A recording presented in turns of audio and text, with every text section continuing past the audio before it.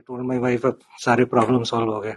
Wow. What you have gone through is the classic dark night of the soul. Is the final end of the thinking mind. Is that an event in life?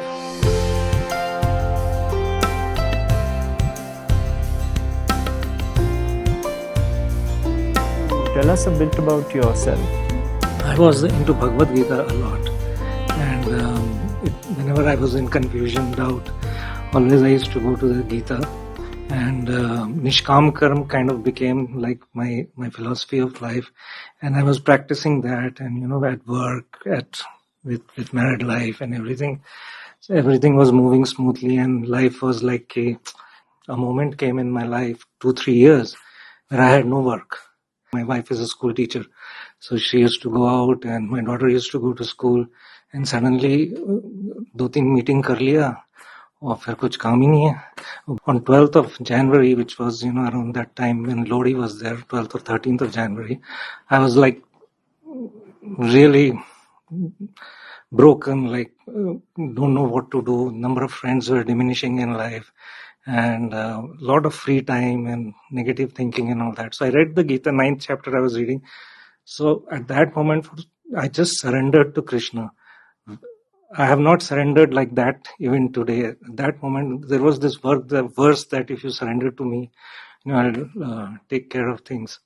So I don't know, it was something which came from the heart. Like I totally surrendered ki whatever you want to do, God, just do it. It doesn't matter. My wife told me that there is a Sai Baba Mandir here, probably, we should go there. And I said, okay, let's go to the temple. And we went to the temple. I broke at the temple also. That day was like pretty heavy.